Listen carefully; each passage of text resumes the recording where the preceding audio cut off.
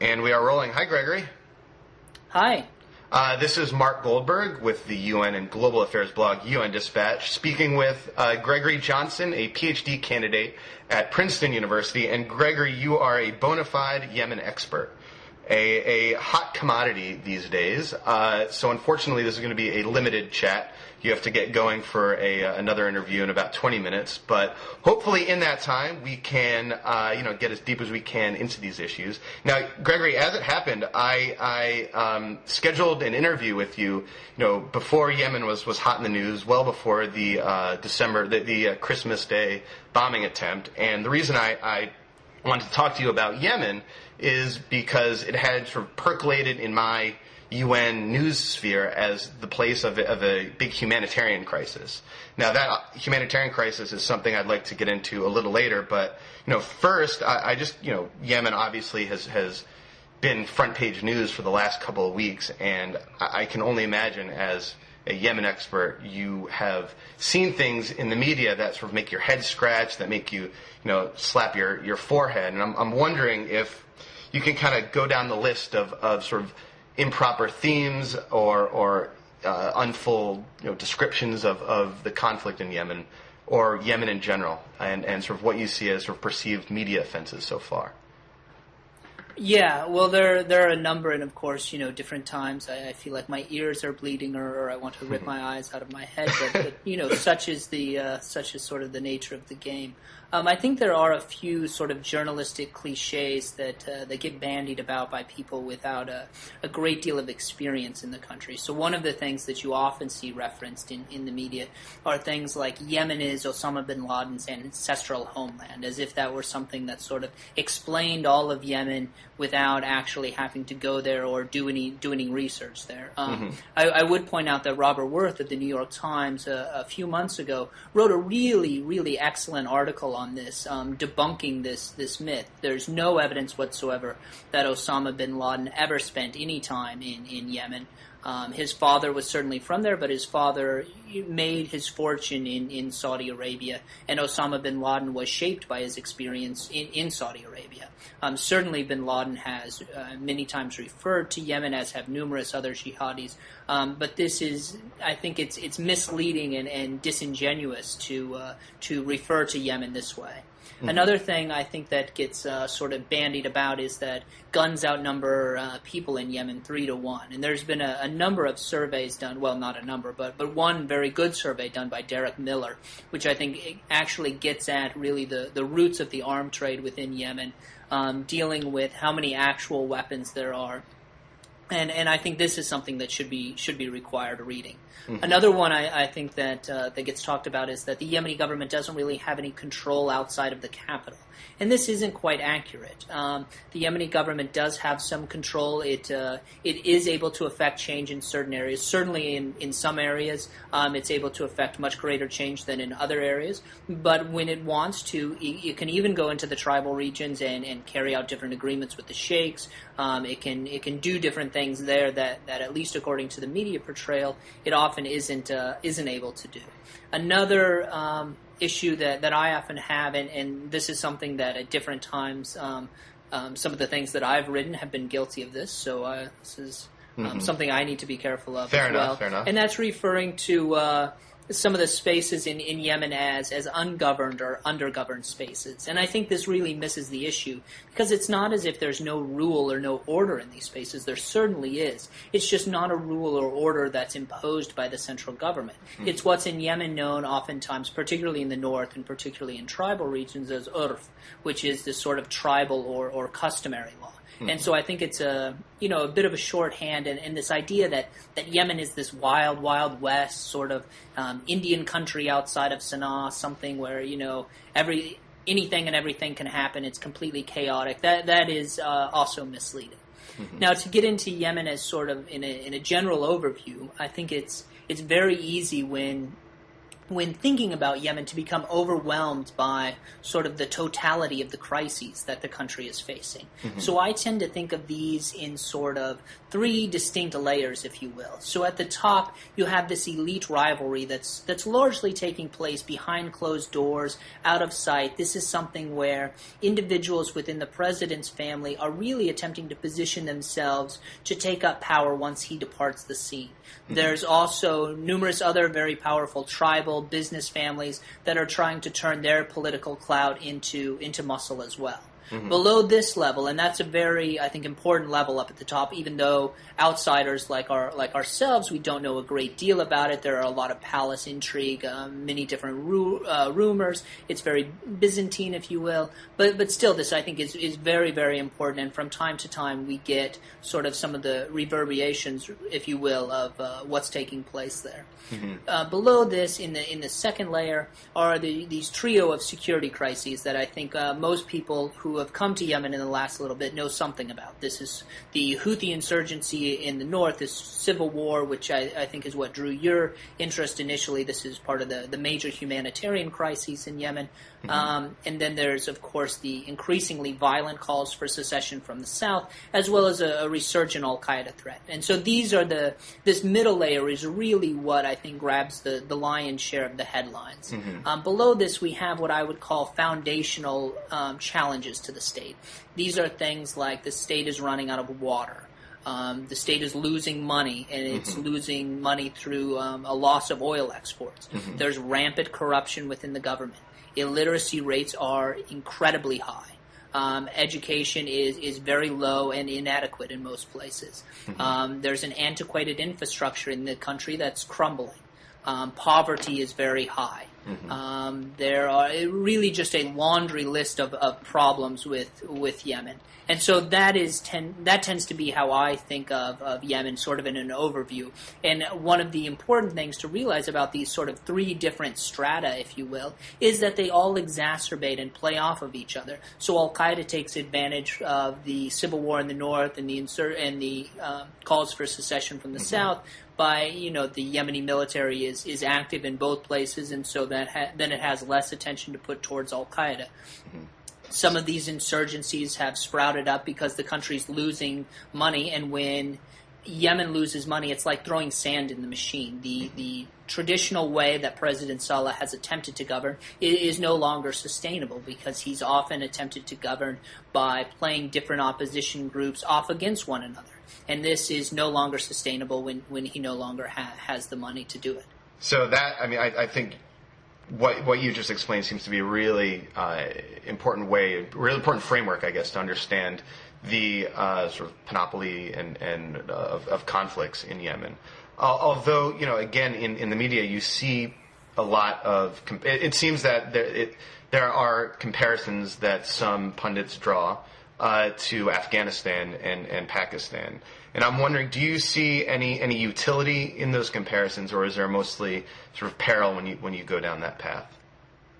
Yeah, at sort of a surface level, I think there is some use to those, just because most people in the West, most people who are sort of consuming this news, don't have a very good understanding of many of these countries. And so there are some similarities, and I think in order to understand things, one has to generalize, one has to be able to compare, and this mm-hmm. is important. But it's also important to realize that each country is unique, although I don't believe Yemen is exceptional, if you get the distinction there. I would say I don't think Yemen is, say, the next Afghanistan. Certainly, and this is not something that only the English language press is guilty of. Mm-hmm. It's also something that you see quite often in the Arabic press. There was a very detailed 3-part report by a Lebanese journalist, Hazem Al-Amin, in Al-Hayat back in December of 2005, and he spent a lot of time on the comparisons between Afghanistan and Yemen, talking about the tribes in both places, the mm-hmm. mountainous, rugged country in both places. And this is true, again, to a certain extent, but when you get below sort of this surface layer, you see many, many differences, which I think are important to take into account. For instance, Yemen doesn't have sort of this history of warlordisms that we've seen in Afghanistan. Yemen has a functioning government to a degree that Afghanistan hasn't known in the last few decades. There's not this recent history of warfare. There's not sort of the ethnic divisions issues in Yemen that we see in Afghanistan. So there are a number of important distinctions when you compare Yemen to, say, Afghanistan or even to Somalia. And I think that that sort of determines, or at least for me, that suggests that Yemen's future will be much different than that of Afghanistan or Somalia. That if you sort of play it down the road a little bit, that Yemen isn't going to necessarily look like Afghanistan or look like Somalia. That doesn't mean that Yemen is going to look good. It just means that the problems in Yemen are going to look different than the problems in Afghanistan and in Somalia. And we are re-recording. Hi, Gregory. Hi, how are you? Good. So, as viewers might notice, we are wearing different clothing. We had a slight technical issue with our first with recording this the first time around. So we're just going to pick up where we left off. We're recording this now 2 days later. But Yemen still exists. The conflict is still there. And Gregory has been exploding in the mainstream media in the days since. But Gregory, thanks again for re-recording this and for kind of picking up where we left off. So as I asked you, the reason I originally sort of reached out to you before Christmas was that I read a blog about the UN and global affairs, and I had seen these reports coming out from UN humanitarian agencies about this growing humanitarian crisis in North Yemen. I remember reading that in sort of late fall that the population of the largest IDP camp in Yemen sort of doubled basically overnight. So I wanted to ask you to sort of explain the roots of that humanitarian crisis and the roots of the Houthi rebellion in northern Yemen. So take it away, Gregory. Right, and thanks again, and I apologize for some of the recording difficulties, which were on my end. I think the best way to sort of talk about the Houthi conflict is to take sort of a broad view of Yemeni history. And so as some of your viewers, I'm sure, are well aware, there was a civil war in Yemen that broke out in 1962, really a palace coup that turned into a civil war. And this went on for about 8 years, really ending in 1970. And at different times, the British were involved in the civil war. Gamal Abdel Nasser from Egypt was involved. The Saudis were involved. And the civil war overthrew what was called the Imamate and established a republican rule in Yemen. And the Imamate was a Zaydi political religious office that had been in Yemen since about 893, when the first in different forms since 893, when the first Imam of Yemen, Yahya bin Hussein, came to Yemen. And so North Yemen has been Zaydi, which is a sect of Shiism, but it's much different than the type of Shiism that many of us in the West are familiar with that's practiced in, say, Iran or Iraq. That is known as Twelver Shiism. Zaydis are Fiver Shia. And so actually, in Yemen, the Zaydis are considered to be much closer to Sunni Islam than they are to their Shia brethren, if you will, throughout the Arab and Middle Eastern worlds. So after the civil war, the Republican government has always sort of been a little wary about this northern government up in the north, this region of Sada. And the reason for that is that this has always been sort of the stronghold for Zaydi purists, if you will. That is where the Imam, who when he retreated from Sana'a, that's where he went. He established his headquarters there. That was really strong point throughout the civil war. So the individuals up in Sada always felt as though they never really capitalized on some of the promises that were made to them by the Republican government. And in fact, one of the things that you hear now is that the government only ever built one hospital up in Sada. During the 1980s and 1990s, these Zaydi purists up in Sada felt as though their cultural heritage was really being eroded and that they were in danger of extinction by what they thought was this two-pronged alliance. This was the government and sort of a Wahhabi-influenced organization and individuals there who were working at doing things such as converting the youth of Sada, turning them away from traditional Zaydism towards Wahhabism. these Wahhabi converts would destroy many of the graves, many of the tombs up there. So there was a great article written by a couple of Western academics in the Middle East Report that's titled "The Clash of Fundamentalism," which details this conflict up there. A professor at Princeton, Bernard Haeckel, also wrote about this in the mid-1990s. And both of these reports and these articles really get at what the roots of this Houthi conflict were. And the Houthis at different times, what's known as the Houthis today anyways, they also took money from the government. So this is something where President Ali Abdullah Saleh has always tended to sort of rule by playing different opposition groups off against one another in an attempt to sort of keep them all perpetually dependent upon him. And so at different times when he felt that the Houthis or the Zaidi purists were too strong, he would support the Wahhabis, and this was usually the case, but there were times that he also supported the Zaidis in the north. And it should be noted that President Saleh himself is a Zaidi. He has Zaidi heritage. The difference is that he's not a Hashemi. And so if Yemen were still being run along sort of Zaidi theological doctrine, President Saleh would be ineligible to rule because he doesn't meet some of the 14 points that are required to be an imam, according to the Zaidi tradition, whereas the Houthi family does meet those points, and so they would be eligible. So this is something that the president, given sort of the historical memory of Zaidi rule within Yemen, has always been a little bit sensitive about. The revolt itself really started in 2004 when a former member of parliament, Hussein Badruddin, evaded arrest by the Yemeni government. His followers, who he had sort of been teaching for a number of years, he had helped them out with theological training, also given them sort of some military training to sort of combat the Wahhabis. And throughout the 1980s and 1990s, as I mentioned, there were a number of different clashes going back and forth between the Zaidi purists in the north and the Wahhabis up there.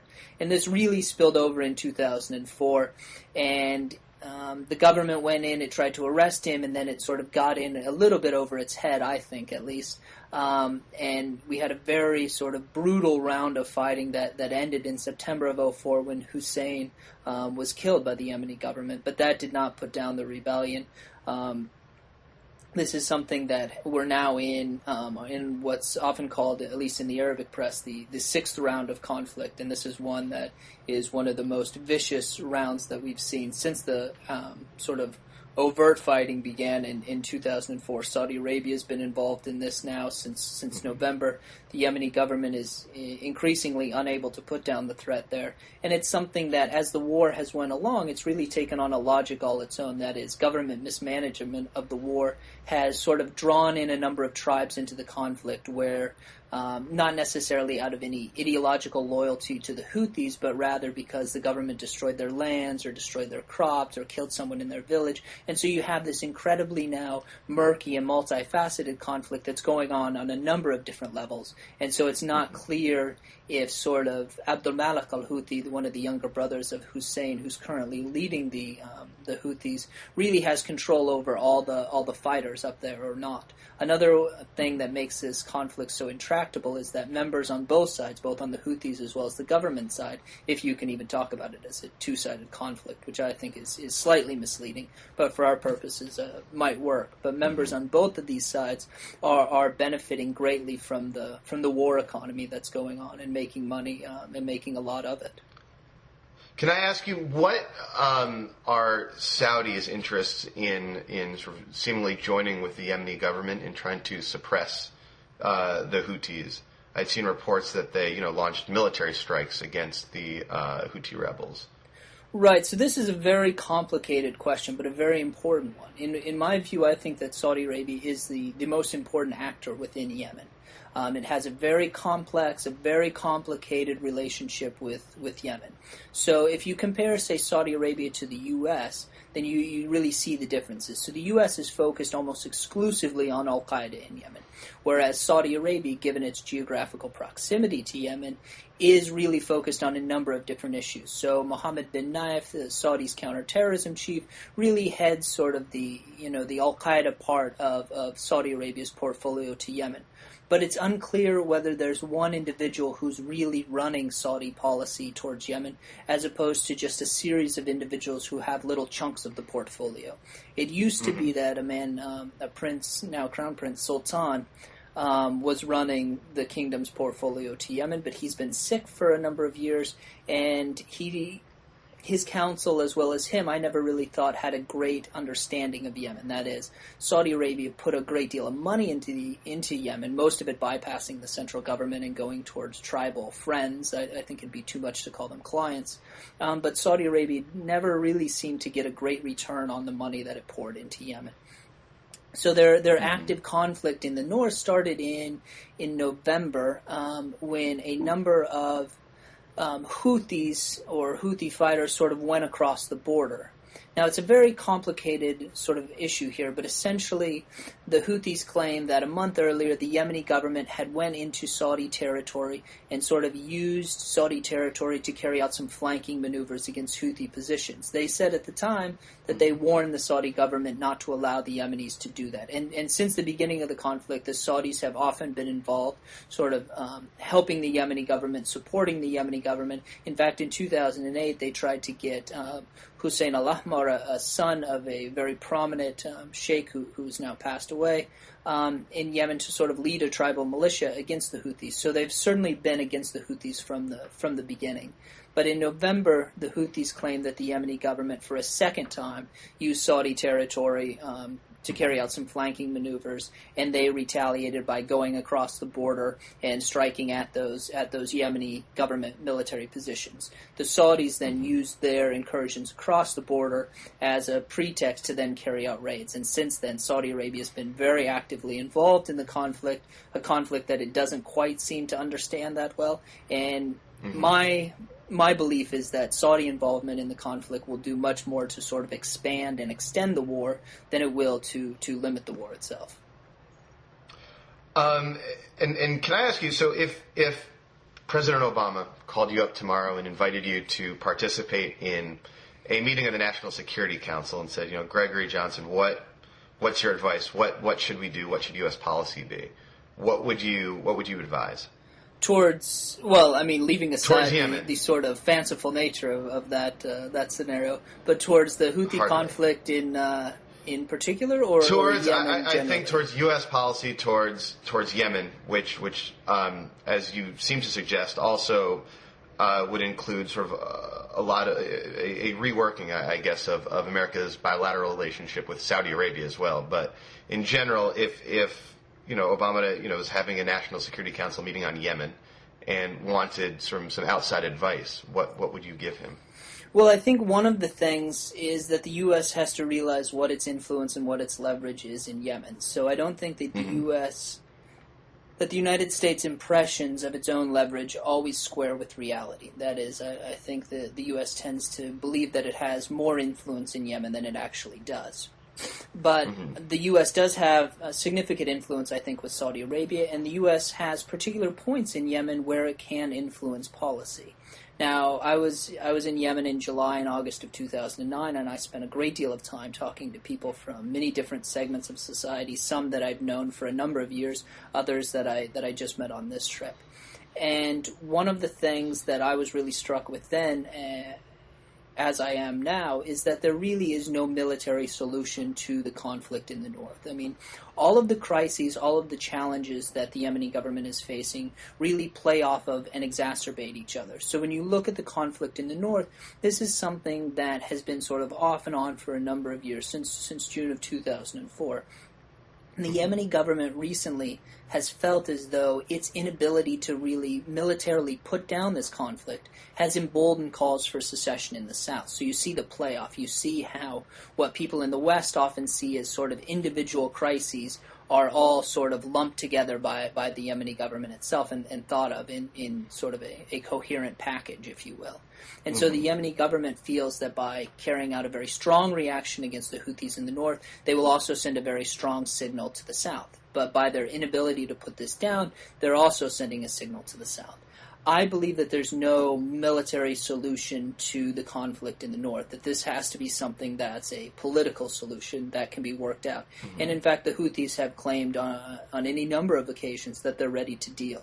The Yemeni government often puts preconditions to these talks that are really non-starters for the Houthis. But I think if the U.S. were to get serious and tell Saudi Arabia to knock it off in the north, tell Yemen to knock it off, that the significant process could be made on this front. And I think that if the U.S. wants to go after al-Qaeda in Yemen, if it wants to make that a priority, then it has to deal with some of these other issues, or at least be involved in dealing with some of these other issues. Not that the U.S. has to take the lead on every single problem within Yemen, but the U.S. needs to, I think, partner with a number of other countries and have some sort of coordinated approach to Yemen. But you certainly, I don't think, will ever be able to deal with the al-Qaeda conflict, to really eradicate al-Qaeda in Yemen without dealing with some of these other issues. Al-Qaeda really feeds off the chaos within Yemen, and I've argued that you should first, I think, solve the Houthi conflict before you start going after some of these others, because if you don't, then I don't see any counterterrorism or any attempts to sort of eradicate al-Qaeda in Yemen as being successful. Mm-hmm. And can I ask you maybe one final question, similar to the last one I asked you? I write the UN focused blog, and I'm wondering, is there anything in particular that the UN is doing, should be doing, could be doing that might that might help the situation in any way in Yemen? Be that as like the UN's role as a convener, or the UN's role as sort of on the ground development assistance manager. Mm-hmm. Well, is there anything? So go ahead. Well, I think the UN has at different times played a significant role, and I think that the U.S. has been a positive force there. For instance, it was a few months ago, it was, I think, September or October, the Yemeni government accidentally or inadvertently bombed a number of fleeing refugees, and these refugees were actually allied with the tribe that was fighting with the Yemeni government against the Houthis, and so clearly it wasn't an intentional bombing. But the UN made a very strong statement and essentially told President Saleh and the Yemeni government to knock it off. And the Yemeni government, they took that quite seriously, and for a number of days they did stop. There was no follow-through from any other international partner, whether the UN or the US or anyone else following it up. So then the Yemeni government felt as though they were still able to sort of go forward and prosecute the war as they had been in the past. But certainly the Yemeni government is, I think, sensitive to criticism and strongly worded criticism from either the UN, the EU, the US, other international partners. This is something that they are sensitive to. The UN, of course, can do a great deal of work. The humanitarian crisis there is something that I think you're absolutely spot on. It hasn't been covered very well, and it is a crisis that can be quite dangerous, I think. I mean, you have a number of internally displaced people within the country. Who knows, when you get into these camps, what is sort of going on within these camps, whether you have crossover from all sorts of different groups that you'd really not like to be mixing together. And the results of that, I think, can be rather combustible. Great. Well, thank you for that. If you have any parting thoughts, I'll let you. I'll give you the floor if there's anything else we missed that you think we ought to cover. Well, I think the thing that I would like to say is that it's really easy, to become depressed when talking about Yemen, which is very unfortunate for individuals like myself who consider themselves to be academics, who want to make a career out of traveling to Yemen, have a number of Yemeni friends, love the culture, love the history of Yemen.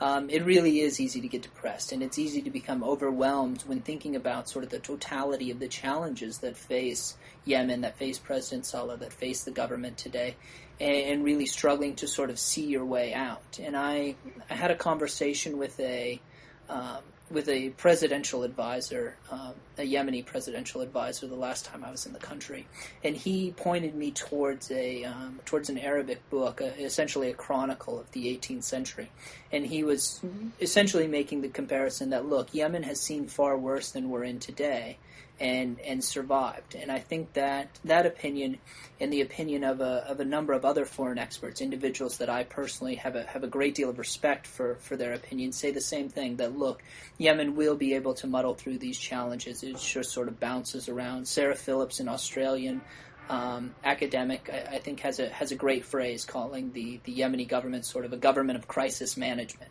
which I think is a spectacular way to put it in a very accurate way. But I think this idea that Yemen will sort of muddle through from crisis to crisis, challenge to challenge, I think this tends to confuse history with analysis. And I would argue that hope in the Yemeni case, hope that they'll survive, hope that they'll continue to go along, isn't really a strategy. And that if you don't develop some sort of a strategy to deal with these challenges, then you're going to be in a great deal of trouble in the future. Gregory, thank you so much. And, stay on it. Well, I'm sure I'll see you on various sort of television outlets and radio outlets as, we all try to become more informed about this topic. Thank you. Thanks so much for having me. I appreciate it.